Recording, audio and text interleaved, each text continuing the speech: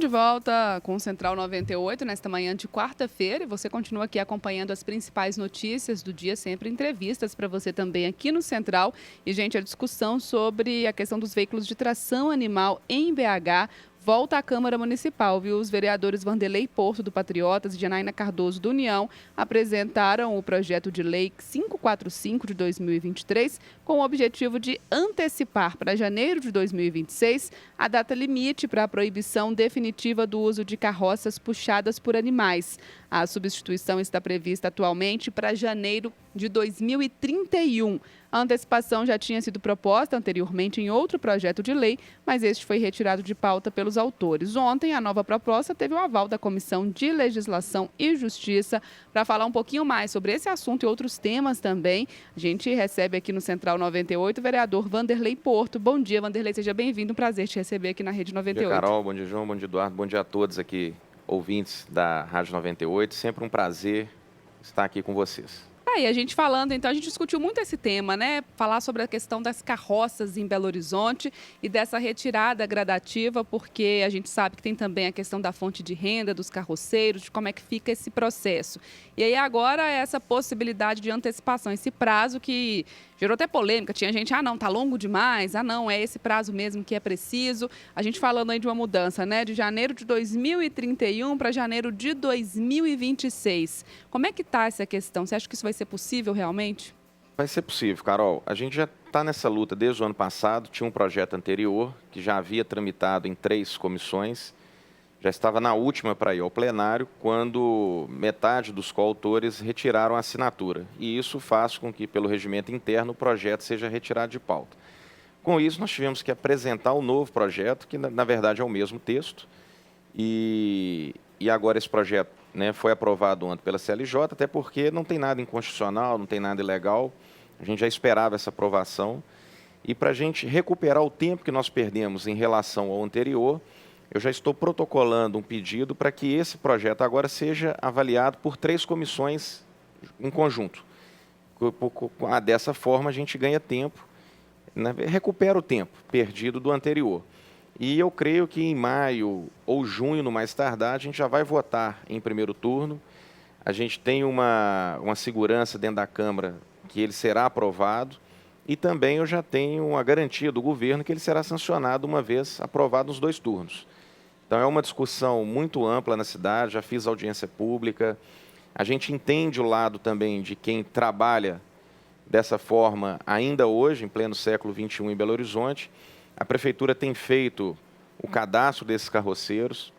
A Prefeitura tem agora também cobrado uma lei antiga, que é das carroças serem obrigadas a estarem totalmente cadastradas, com placa, o cavalo microchipado, com as vacinas em dia.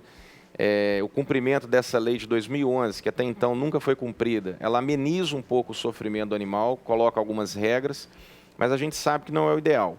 Então, a gente continua vendo cavalos abandonados, a gente continua vendo acidentes no trânsito, cavalo ingerindo sacolas plásticas, morrendo de cólica, cavalo tendo o olho esquerdo furado.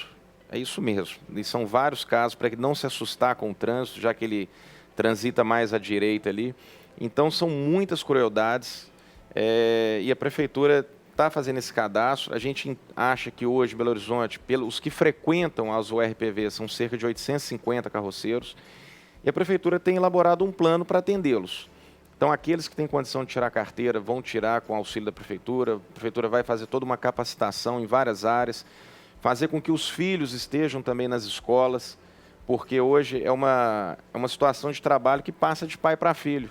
Ninguém larga uma profissão para virar carroceiro. Isso vem da família. Então, essas crianças vão perceber que há novos horizontes, os próprios trabalhadores vão perceber que tem novas oportunidades na cidade. Alguns já deixaram, mas ainda há cerca de 850 que precisa de um auxílio, lógico, não podem ficar aí à mercê da própria sorte, mas o que não dá é a gente ter essa prática na cidade ainda hoje. Vereador, só para a gente lembrar os nossos ouvintes, em relação a essa troca, como é que vai ser feita essa troca? Quem vai custear esses novos veículos? O que são esses novos veículos? A Prefeitura, através da Secretaria de Desenvolvimento Econômico, tem trabalhado parcerias, até mesmo privadas, para que possam auxiliar nisso. Estão fazendo uma busca no mercado. para dar essa possibilidade ao carroceiro dele ter ali uma moto, às vezes com uma carroça, ou até mesmo um veículo, uma caminhonete. Ou seja, algumas opções a gente tem de mercado. E a gente tem alguns cases também de sucesso pelo mundo. Pega Bogotá, com 1 ano e 8 meses, acabou com a atividade. Então, a gente há caminhos, né, possui essas opções. Então, tudo isso será estudado caso a caso, porque às vezes também ali é um senhor que está na carroça, tem mais de 70 anos. Às vezes ele não tem condição de tirar uma carteira, não vai ter uma capacidade nesse sentido. Mas aí a prefeitura tem que garantir que ele esteja inserido em todos os programas sociais que hoje já existem, assistenciais. Será que ele está devidamente aposentado? Então vamos ajudar ele a aposentar. Então, assim, a prefeitura está trabalhando todas as secretarias dela para que todos eles possam ter acesso a todos os programas existentes. E, se for o caso, até de pensar algum outro tipo de programa assistencial que seja algo transitório ali, eu acho que tem que ser discutido. Vanderlei, a principal preocupação de quem hoje observa essa questão dos carroceiros, que já é antiga discussão, né? Nós estamos protelando essa discussão há muito tempo. Você falou Bogotá, por exemplo, solucionou com as motos, substituindo tração animal por motos. Outras cidades do Brasil também já fizeram isso no interior. A principal questão é o cadastro dessas carroças, né? Porque parece que há também um aproveitamento aí, entre aspas, desses caras para se tornarem legais e continuar se retroalimentando. Esse cadastro termina quando? O cadastro, a prefeitura abriu agora uma segunda etapa, porque na primeira houve um boicote por parte dos carroceiros. Esperava-se que todos pudessem cadastrar, porque nesse cadastro ele faz um curso, ele aprende ali o que pode ser feito, o que não pode, a quantidade de carga que pode ser colocada na carroça, e apenas 250 se cadastraram no primeiro momento. Então, semana passada a prefeitura abriu essa segunda fase agora, buscando, conversando com eles, a importância deles se cadastrarem, mas há uma organização política por trás deles que tem orientado a não se cadastrarem. Com isso, eles ficam supondo números. Então, eles já falaram que Belo Horizonte tem 10 mil carroceiros. Mas 10 mil carroceiros é uma loucura. Isso não é existe, verdade. Não tem aí Quem é essa organização? Porque a gente vamos começar a identificar as pessoas. Eles têm uma associação, que tem um presidente, e tem um grupo da UFMG que auxiliam eles, tentaram revogar a primeira lei de 10 anos, tentaram fazer com que o serviço da carroça fosse um bem material, cultural, coisas que não tem cabimento. Falam muito de cultura, porque tem os ciganos que atuam nesse sentido. O fato a crueldade. O fato que Belo Horizonte não comporta esse tipo de tração. E as ocorrências no dia a dia respondem por isso. Então, a audiência pública que eu fiz também, eles não participaram, eles enviaram um vídeo. E no vídeo não tem uma proposição de debate. É um vídeo xingando. Então, assim, alguns vereadores até ficaram com receio de ter assinatura no projeto por ameaça. Porque o projeto de 10 anos, o autor foi ameaçado. E comigo não tem sido diferente. Mas eu não vou recuar na luta. Tanto que quando retiraram, imediatamente nós apresentamos de novo o projeto. Porque nada vai nos intimidar naquilo que a gente acredita que é ideal. Não, é interessante aí, é bom o que o Vanderlei falou aqui, a gente pontuar. A Universidade Federal de Minas Gerais é geradora de conteúdo, de inteligência. Se a Universidade Federal de Minas Gerais compactua com isso, é muito preocupante. E aí um recado à reitora. A Universidade Federal de Minas Gerais, ela tem responsabilidade científica sobre os processos que ela participa, ou que ela apoia, ou que ela transforma, ou que ela elucida.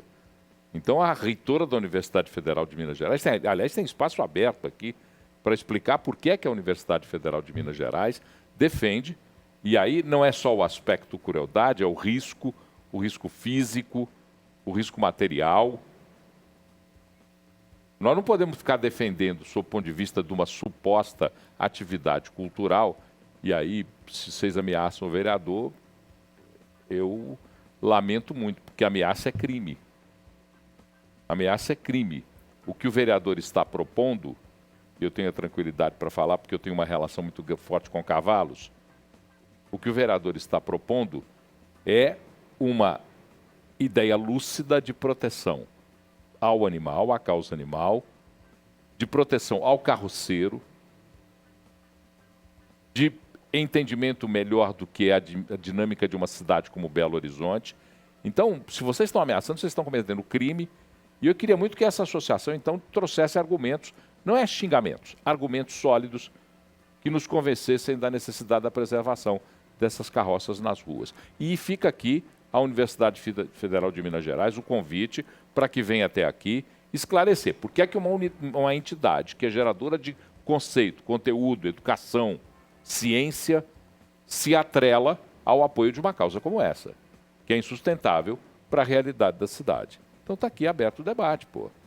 O que me incomoda muito, mas incomoda mesmo, é essa questão da ameaça a vereador que propõe um projeto que é um projeto de adequação à realidade de uma cidade diferente que aquela que tinha 50 anos passados. E a gente sabe, né, Paulo, que é uma situação realmente complicada, porque a questão dos maus tratos também, a gente sabe que só de olhar na rua, né, a gente não precisa ir muito longe aí, quando você vê um cavalo passando ali, eu tenho até pena, às vezes, de olhar assim, o animal muito magro, você vê aqui em condições, verdade, e muitas vezes depois até abandonado, quando não serve mais para o trabalho, muitas vezes abandonado. Esse é até um ponto que eu queria perguntar, tem também aí, né, uma saída para quando a gente tiver, vamos supor que a gente consiga fazer essa transição no período mais curto, retire, como é que ficam esses animais? Porque imagino que nem todos os tutores vão querer continuar tendo um gasto ali sem estar utilizando o animal para o trabalho.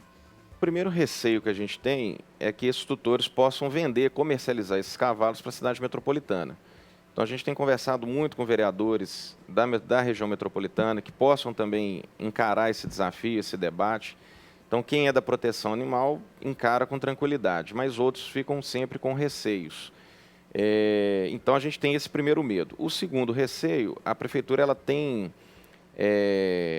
hoje ela tem algumas parcerias com algumas universidades que têm medicina veterinária, tem também a questão dos abrigos e conta também com parcerias de ONGs para a gente dar uma destinação a esses cavalos que seja uma destinação que ele vai ter um restante de vida aí digno, sem trabalho, e também o cavalo fica disponível para adoção, desde que a pessoa também preencha ali todos os dados, garantindo ali, se comprometendo que o cavalo não será colocado em trabalho.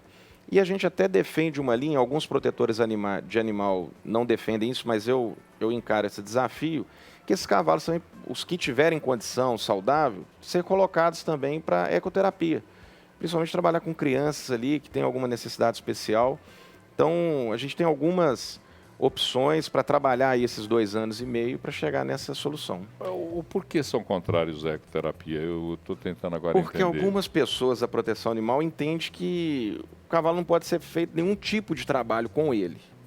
A gente respeita esse posicionamento de algumas, após a gente debater esse assunto, algumas estão recuando nesse posicionamento também, porque a ecoterapia, principalmente que o público-alvo ali são crianças, então a gente não vê nenhuma crueldade em relação ao animal nisso, pelo contrário. Então ele é o animal contribuindo ali, dando o seu amor pelo bem do próximo. É até interessante porque quem fala isso talvez nunca tenha visto uma sessão de ecoterapia. Exato. Uma sessão de ecoterapia ela é feita com o cavalo andando, com o cavalo se locomovendo lentamente, com um guia e com uma criança, um adolescente com dificuldade motora, ou psíquica, ou paralisia cerebral, qualquer outra coisa, e o resultado é absolutamente surpreendente. Exatamente. Então, quem está falando isso talvez nunca tenha visto uma E ali não tem uso de espora, não tem uso de chicote, tem nada. Então, o cavalo ele vai ter uma condição de vida ali adequada e ainda proporcionando esse bem. Vereador, vamos falar agora, mudar um pouco do assunto, porque hoje a Prefeitura sancionou um projeto também de sua autoria da obrigatoriedade do socorro aos animais atropelados aqui na nossa cidade. A gente trouxe a informação aqui no início do Central 98 e veio muitos questionamentos por parte dos moradores. Um deles, já vou jogar para você, é em relação a se Belo Horizonte tem a capacidade de atender esses animais, né? Muita gente questionando, tem o hospital veterinário aqui na cidade, mas será que ele tem capacidade para atender esses animais? Essa é uma dúvida, e a outra dúvida é em relação aos animais soltos, os donos os tutores desses animais. Eles podem ser punidos? Como é que pode ser essa punição para essas pessoas? É uma ótima pergunta. Esse projeto, a gente até apelidou colocou o nome de Lei Dudu, que foi um animal atropelado no Buritis, que deu uma grande repercussão, enquanto o projeto já tramitava. e esse animal foi atropelado de forma covarde e abandonado ali à própria sorte. E isso acontece hoje de forma recorrente. Eu acho até que não seria nem necessário eu apresentar um projeto desse, porque as pessoas têm que ter uma consciência. Animal não é coisa, animal não é um objeto.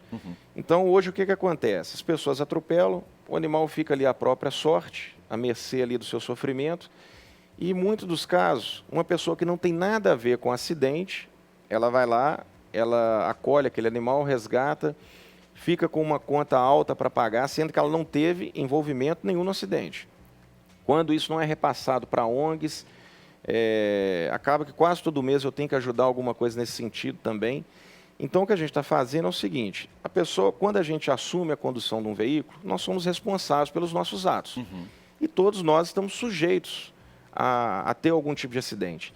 Então, nada mais justo que quem participou daquele acidente, ele arcar com aquilo.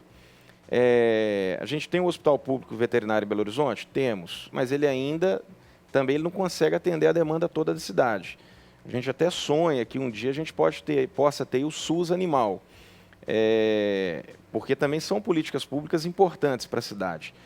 Então, o condutor ele é o responsável do acidente. Então, nesse momento, é responsabilidade dele arcar com os custos. Aí vem duas discussões. O animal está abandonado na rua. A responsabilidade de quem? É da prefeitura? O animal saiu ali da casa do tutor e foi atropelado. A responsabilidade é do tutor? Então, eu acho que isso são pontos que a gente vai precisar amarrar mais na frente. Se a pessoa ela pode recorrer em vias judiciais, e aí cada uma tem esse direito. Eu atropelei, tive um custo aqui de R$2.000, então eu vou cobrar isso aqui do tutor?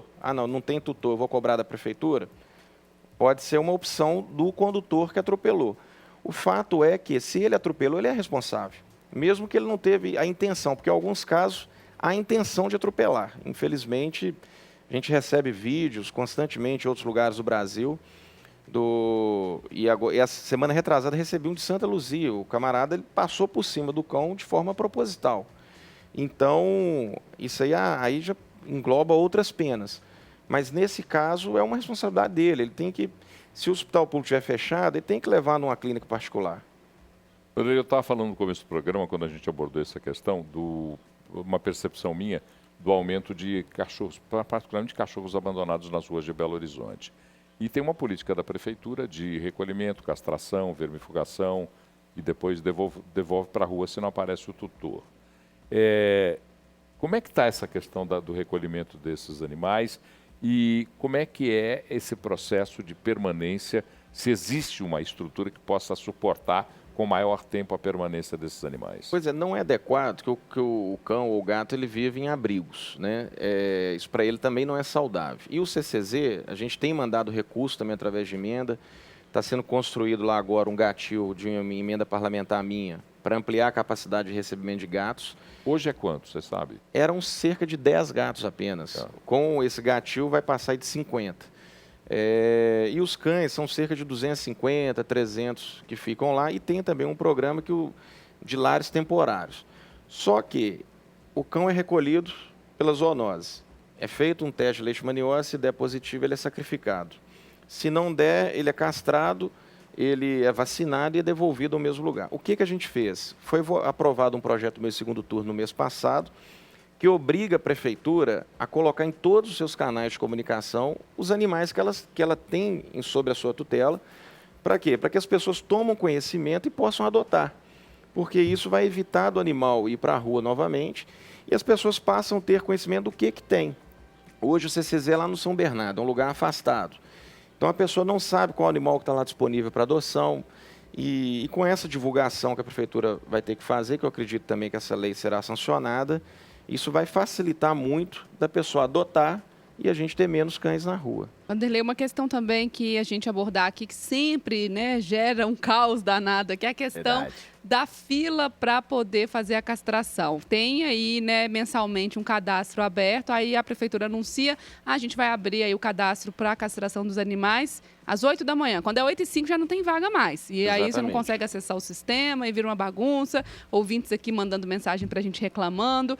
Tem também um monitoramento em relação a essa questão, porque já é um problema que a gente tem enfrentado aí há vários meses, se não me engano, anos, e continua aí as pessoas tentando obter o serviço e não conseguindo, porque as vagas se esgotam rapidamente, depois nem acesso ao sistema a pessoa tem mais. Isso tem sido recorrente. Eu visitei todos os 5 centros de castrações que a gente possui em Belo Horizonte, sendo até o do Barreiro, foi eu que inaugurei quando eu era secretário. E o que a gente percebe é que cada um tem feito, em média, 30 castrações por dia, que é muito pouco perto da demanda da cidade. Quanto mais a gente castrar, menos animais nós vamos ter abandonado, menos animais nós vamos ter atropelados. Então, acaba que a gente não consegue colocar todas as demandas num projeto só. Por isso que acaba que um projeto vai dependendo do outro. Então, a gente precisa que a Prefeitura amplie isso. Na prestação de contas do prefeito na Câmara, eu conversei isso com ele publicamente, pedi que reativasse o castramóvel, que atenderia as comunidades mais carentes.